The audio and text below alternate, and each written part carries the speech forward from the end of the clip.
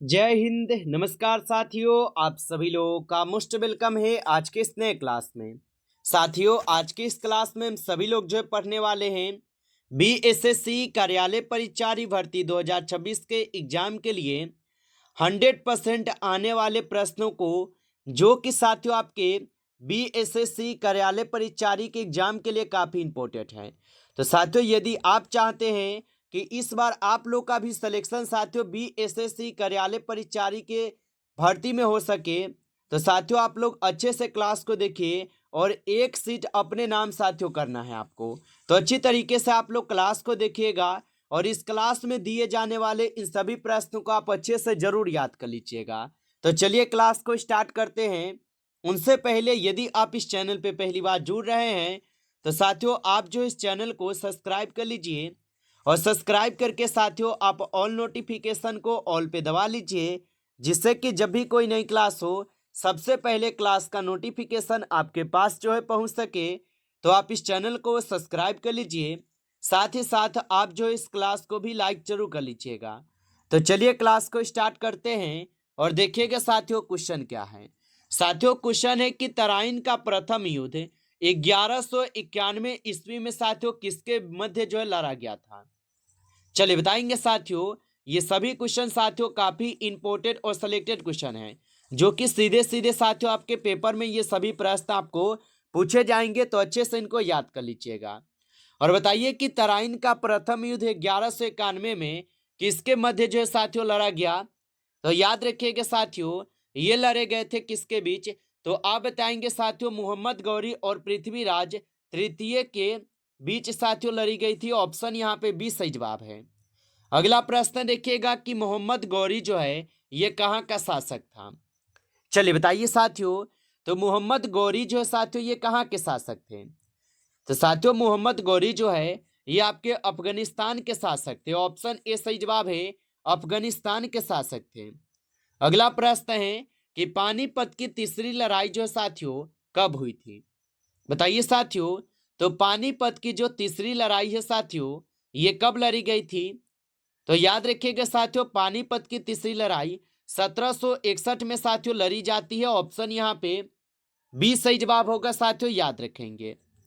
अगला प्रश्न देखिएगा कि मुगल वंश की स्थापना साथियों भारत में कब हुई थी। चलिए बताइए।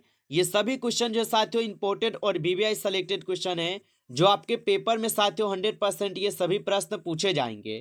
तो इस प्रश्न को आप अच्छे से जरूर याद कर लीजिएगा और बताइए मुगल वंश की स्थापना भारत में कब हुई। तो साथियों मुगल वंश की स्थापना जो है भारत में होती है 1526 में। ऑप्शन सी यहाँ पे सही जवाब होगा साथियों, याद रखिएगा। अगला प्रश्न साथियों है कि सर्वप्रथम विष्णु की खोज किसने की थी। बताइए साथियों, तो सर्वप्रथम विषाणु की खोज किसने की थी। तो यहाँ पे इस क्वेश्चन का आप लोग का सही जवाब क्या होगा। तो यहाँ पे विषाणु की खोज किए थे आपके इवानोवस्की। ऑप्शन ए यहाँ पे आप लोग का सही जवाब दिया गया है। अगला प्रश्न देखिएगा कि दूध से दही के रूप में जमने का साथियों कारण है। तो दूध से दही के रूप में जमने का जो कारण है साथियों ये हो जाएंगे लैक्टोबैसिलस। ऑप्शन ए यहाँ पे आप लोग का सही जवाब दिया गया है, याद रखिएगा।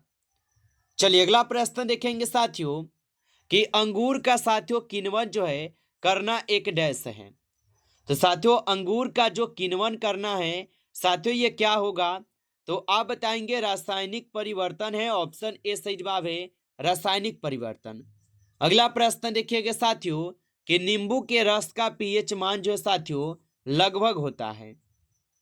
तो साथियों नींबू के रस का जो लगभग पीएच मान होता है ये कितना होता है। तो याद रखिएगा साथियों, यहाँ पे इस क्वेश्चन का सही जवाब ऑप्शन बी हो जाएगा, 2.2 होते हैं। ऑप्शन यहाँ पे बी सही जवाब है।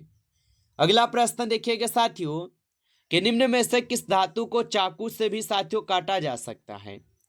चलिए बताइए साथियों, तो निम्न में से किस धातु को चाकू से भी साथियों काटा जा सकता है। तो याद रखिएगा साथियों यहाँ पे सोडियम हो जाएगा। ऑप्शन सी सही जवाब है, सोडियम होगा। अगला प्रश्न है रबर निम्न में से किसका बहुलक है। चलिए बताइए साथियों, तो रबर निम्न में से किसका बहुलक होगा। तो याद रखिएगा साथियों रबर जो है ये आपके आइसोप्रीन का हो जाएगा। ऑप्शन ए यहाँ पे सही जवाब है, आइसोप्रीन का हो जाएगा। अगला प्रश्न साथियों कि तेल लगा कागज होता है, तो तेल लगा कागज जो है साथियों क्या होता है? तो याद रखिएगा साथियों, यहाँ पे इस क्वेश्चन का सही जवाब पारभाषक होते हैं। ऑप्शन ए सही जवाब होगा। अगला प्रश्न है कि कंप्यूटर के साथियों आविष्कारक कौन है? चलिए बताइएगा साथियों कि कंप्यूटर के साथियों आविष्कारक कौन होगा? तो साथियों कंप्यूटर के जो आविष्कारक है यहाँ पे चार्ल्स बेबेज हो जाएगा। ऑप्शन सी सही जवाब है, चार्ल्स बेबेज होगा। अगला प्रश्न यहाँ पे सबसे पहला कंप्यूटर का साथियों नाम क्या है? चलिए बताइए। और साथियों आप लाइक नहीं किए हो इस क्लास को, तो आप इस क्लास को एक बार ज्यादा से ज्यादा साथियों आप लाइक जरूर कर लीजिएगा। नए जुड़े हैं चैनल पे तो साथियों आप जो इस चैनल को भी सब्सक्राइब कर लीजिए। सब्सक्राइब करके आप ऑल नोटिफिकेशन को ऑल पे दबा के जुड़ जाइएगा, जिससे कि जब भी कोई नई क्लास हो सबसे पहले क्लास का नोटिफिकेशन आपके पास जो है साथियों पहुंच सके। तो आप इस चैनल को सब्सक्राइब जरूर कर लीजिएगा। और बताइए कि सबसे पहला कंप्यूटर का साथियों नाम क्या था? तो याद रखेंगे साथियों, इसका नाम था यहाँ पे UENIAC होगा। ऑप्शन यहाँ पे बी सही जवाब है, याद रखेंगे। अगला प्रश्न देखिएगा कि कंप्यूटर का साथियों हिंदी नाम क्या है? चलिए बताइए साथियों। तो कंप्यूटर का जो हिंदी नाम है साथियों ये क्या होगा? तो साथियों कंप्यूटर का यहाँ पे आप लोग का हिंदी नाम हो जाएगा संगणक। ऑप्शन यहाँ पे आप लोग का बी सही जवाब है, संगणक होगा। अगला प्रश्न है यहाँ पे कि कंप्यूटर प्रोसेस द्वारा इंफॉर्मेशन में परिवर्तन किए जाते हैं। तो कंप्यूटर प्रोसेस द्वारा इंफॉर्मेशन में साथियों परिवर्तन किए जाते हैं। तो साथियों ये किए जाते हैं डेटा के द्वारा। ऑप्शन यहाँ पे बी सही जवाब होगा, डेटा के द्वारा। अगला प्रश्न देखिएगा, वाटर पोलो में एक पक्ष में खिलाड़ियों की जो संख्या साथियों कितनी होती है? तो वाटर पोलो में एक पक्ष में खिलाड़ियों की जो संख्या होती है साथियों ये हो जाएंगे आपके 7। ऑप्शन यहाँ पे डी सही जवाब है, 7 होता है।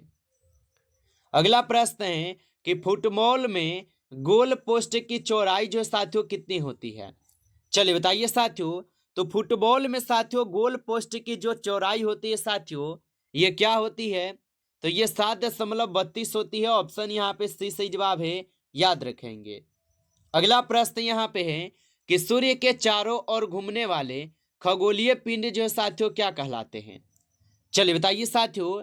तो सूर्य के चारों ओर घूमने वाले खगोलीय पिंड जो साथियों क्या कहलाते हैं? तो याद रखिएगा साथियों ये ग्रह कहलाते हैं। ऑप्शन ए सही जवाब है साथियों, ये ग्रह कहलाते हैं, याद रखिएगा। अगला प्रश्न साथियों कि सौर मंडल में कुल कितने ग्रह हैं? चलिए बताइए साथियों कि सौर मंडल में साथियों कुल कितने ग्रह होगा? तो याद रखिएगा साथियों सौर मंडल में जो है कुल आपके 8 ग्रह हैं। ऑप्शन यहाँ पे डी सही जवाब है साथियों, 8 ग्रह होगा। अगला प्रश्न यहाँ पे है कि कोयला किस चट्टान में साथियों पाया जाता है? तो साथियों कोयला जो है ये किस चट्टान में पाई जाती है? तो याद रखिएगा साथियों कोयला पाई जाती है आपके परतदार चट्टान में। ऑप्शन ए सही जवाब होगा, परतदार चट्टान में पाई जाती है। अगला प्रश्न देखेंगे साथियों, प्रश्न है आपका विश्व का सबसे ऊंचा पर्वत शिखर कहाँ स्थित है? चलिए बताएंगे साथियों। तो विश्व का सबसे ऊंचा पर्वत शिखर साथियों कहाँ स्थित है? तो साथियों ये स्थित है नेपाल में। ऑप्शन यहाँ पे 20 सही जवाब है, नेपाल में स्थित है।